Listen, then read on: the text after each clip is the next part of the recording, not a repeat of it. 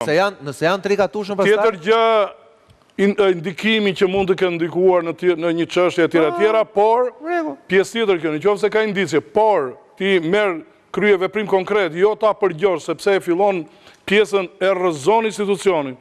Dhe në këto kushte që jemi, si se kemi? Po pse rrëzon? Altin Dumani ka shprehu përpalla komisionit në parlament që ne çfarë i kemi gjykatës e di shumë mirë kush i ka zgjedhur gjyqtarët e gjykatës kushtetuese. Nga Çakrau kanë ardhur, kush janë propozimet. Bashkë kemi qenë se kemi prekur dhe një gjyqtar i gjykatës kushtetuese zgjidhet në kollaj se një gjyqtar i shkallëspar.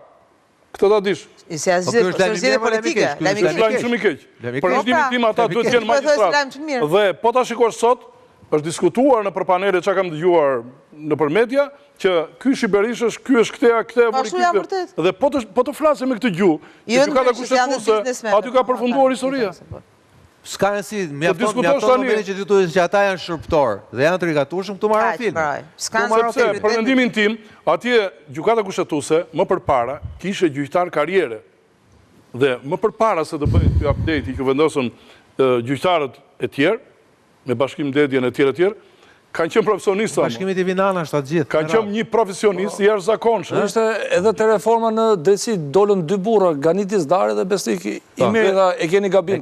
Por shikoj, problemi në këtë pikë është që ka ardhur koha për update.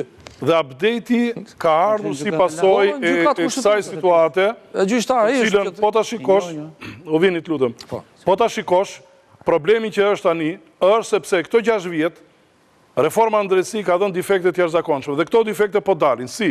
E para njërë që me pjesën që po frenohet administrata, po frenohet ekzekutivi, me çfarë lloj kallëzimi penal që është çuar në strukturën e posaçme, që regjistrohen kallëzime penale, çati çojnë, kjo është një gabim i jashtëzakonshëm. Duhet të ketë një parafiltër dhe nëse bëhet mosfillimi i procedimit të hiqet ajo, jo ankimi, jo kjo pa ajo, po çdo kush të mbaj përgjegjësi për atë kallëzim që bën, që e çon, që e konsumon atë strukturë e tjera. Problemi ne e kemi në thelb, ka ardhur koha për update. Për mendimin tim, duhet të bërë një institucion auditi të verifikohet gjithë qëndrueshmëria, jo nuk i ka. Po i kanë, KLG-ja ke ILD-n. KLG-ja nuk merret gjë tjetër. Artur Metanin, KLG-n. Tani, KLG-ja nuk merret asgjë më tepër, ndan benzinën, ndan gazin, ndan faturat e korrentit, ndan ato dhe nuk merret fare me shqetësimet që kanë qytetarët për sa i përket gjyqtarëve. Pjesa e ILD-s ju prekët. Jemi në vitin 2020 akoma. Po shqyrtohen ankimet në ILD të 2020-s. është bërë stoku dhe atje jashtë, por... Qa bëjnë që ditën këta? Shiko, prokurori nuk e jeton, kolegu nuk e jeton, kjo ta dishti këtë. Po ti ke shtëpi, ma? Shiko, nuk funksionon, problemi është një audit... Shiko, unë e kam hedhur gjithmonë idenë që duhet kemi një audit profesionist. Petraj, nuk është normal kjo që thua, ka konflikt interesi gjyqtari me gjyqtarin? Si? Po qa e me atë detyra atëre? Si prokurorin gjyqtari gjyqtarin?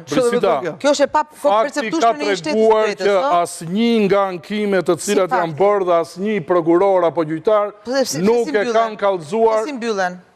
Tani të lutem, futu te website-i tyre. Po di, e kam parë.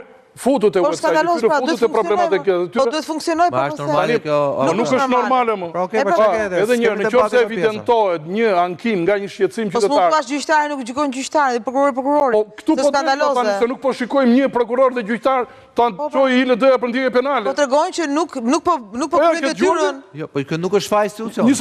Po pse mos është faj institucioni? Institucioni e ka kornizën ligjore, e ka kompetencë. Po se bën më. Kemi një lidhje ka KLG, ka lidhje me ata që mbajnë zurat kot. Nuk ka lidhje me institucionin. Edhe KLG-ja dhe KLG. Në qoftë në 92-shin, në qoftë se shiko, mund të qarton ligji i tyre organik më zotëri. Ka tani ti thua mua shkatrua dhe tu. Shiko, po ta shikosh, ne tani reforma ka bërë është më cilësore se ajo e 92-shit që bëri Sali Berisha. Me letra. Një sekond. Po është më cilësore se atëherë i merri me 6 mujor, tani i ke 3 vjeçar me magjistraturë, është tjetër gjë. Me letra thua ti. Po tjetër gjë. Se ti thua s'po funksionon. Tjetër gjë ajo që... Si dua letra tu kur s'funksionon, kur nuk zbatohet. Vetë këta që ankohen sot e bën dyshemen 15 vjet. Ata që ishin në sistem do të kandidonin, por të kishim 15 vjetë në sistem. Pse u penguan avokate jurista që ka shumë herë më të zotë që të kandidonin? Se s'kan pas suport politik. Po pra se vun dyshemen 15 vjetë. Por kapen një ta mbajnë tani, pra. Ta mbajnë tani. Dhe prandaj u kryu edhe stoku. Atë shëmboni po korin. Edhe një që duhet dish që prokurorët dhe gjyqtarët sot, po të them unë, se ju e kapni gjithmonë prokurorë gjyqtarë në fjalë flasni vetëm penale. Ne po justifikon, janë të pa justifikueshëm, mos ta mbajat pozicion në rast se nuk e bën dot më zotëri. Penale, civile, administrative. Kemi relativizuar gjithmonë të keqja, themi. Civilja janë të mbytura si pasojë. Se nuk din funksionon. Janë konflikte civile të gjeneruara nga një strukturë e cila nuk e kanë ndihmuar. Kur u bë harta e re gjyqësore nga zonja e mëparshme, jo nga ky zotëria tani, se ky totalisht ja ka lënë në derë dhe nuk po funksionon fare si person, por dhe zonja e mëparshme, kur bëri hartën gjyqësore, e bëri për show dhe pa ngritur strukturën. Cila? Kush ka qenë kryet kolegjës? Kjo që donte të shkonte në gjykatë kushtetuese. Se këto kanë këto hallet e veta. Po, që normal. duhet kërcejnë nga njëra ambasadë tjetra. Që bëjnë petlla me ujë. Kam ide që nuk ka qenë vetëm kjo. Jo, ajo është kryesorja, harta e re nuk mund të integrohet dhe nuk mund të zbatohet në këtë lloj sistemi gjyqësor. Janë gjithë janë disa persona janë kapacitetet nuk e bënin kaptin vetë. Problemi është te parafiltrit i cili vetë një. Ajo mund të ketë marrë pjesë, po ka edhe persona të tjerë nga këto shkencëtarë. Në këshilltarët. Kush e mbrojti parlament, kush e mbrojti kudo. Sepse kur vetë një anketë po dolën lajmet se Isone ka fajin shoferin, po jo më avokat. Aja ka mbarur këmbanën. Nuk është shumë avokat, nuk është. Aja ka mbarur këmbanën më prokuror. Po unë jam nga të vetë që jam në administratën dhe shikoj procesin po e shef nga procesi tjetër. Procesi kanë frikë që është më i thellë se kaq. Mirë, duhet shkojmë pak publicitet, deri kthehemi flasim pak. Kjo rrëmuja që reflektohet në tavolinën tonë sot, se s'dim ku ta kapim dhe ku ta prekim dhe ku ta lidhim. Jo, ke parlamenti mendon, gjithmonë aty është gjeneza. Kujt i intereson kjo rrëmuja në fund fare dhe kush duke fërkuar barkun? Se me thënë vërtetën nuk shoh që po fërkon barkun dhe Sali Berisha. Rikthehemi pas pak.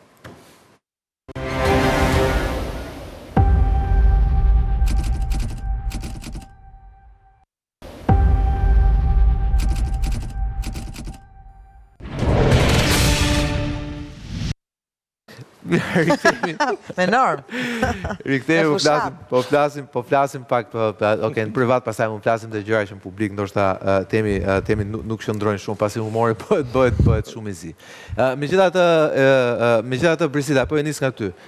Sigurisht këtu krijohet pa e hyrë ides kush ka faj, kush s'ka faj, etj. Ne këtu po flasim për procedurën. Pra po flasim se si gjykatat, ato që thot edhe kongresmeni amerikan, pra thot si gjykatat zgjasin këto afatet pa fund. Dhe thash, ai nuk foli për këtë vendim në fundit të gjykatës, por ky vendim i fundit i gjykatës për të mos vendosur asgjë, që e shtyn për 10 ditë. Ja tregon që këtu ka diçka që nuk funksionon. Dhe po ky kongresmen flet që kujdes se Ballkani, pra ka alarmi që ai ngren, fut Shqipërinë, fut Kosovën, fut raportet Kosovë-Serbi.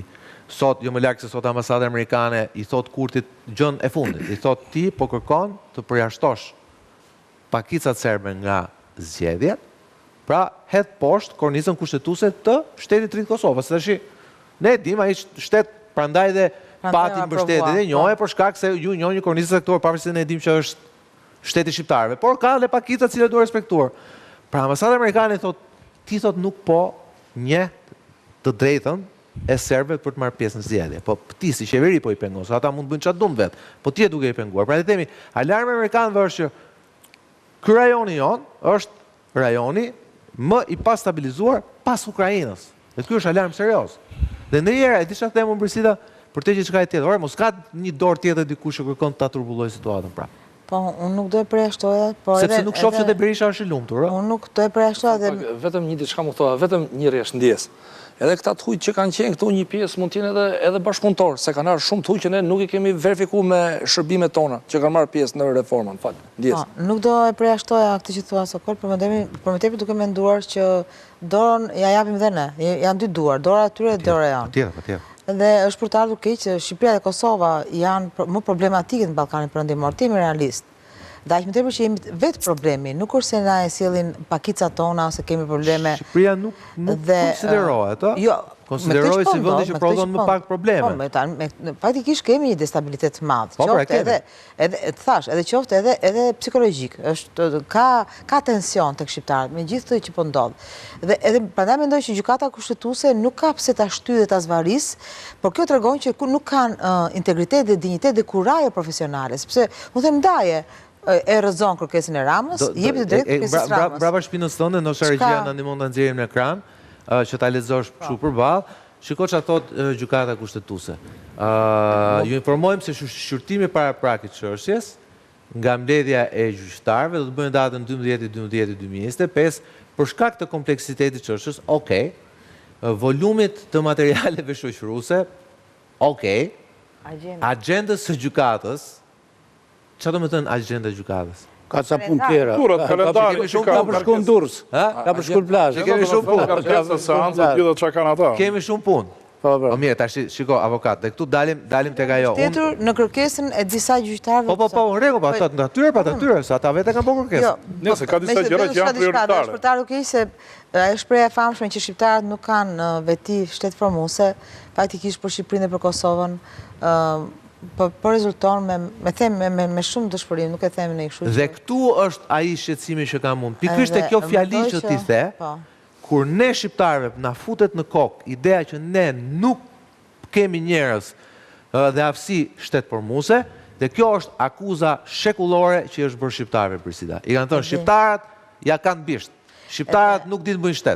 Shqiptarët vriten me njëri tjetrin. Unë nuk mendoj që nuk ka njerëz. Shqiptarët janë fise me fise.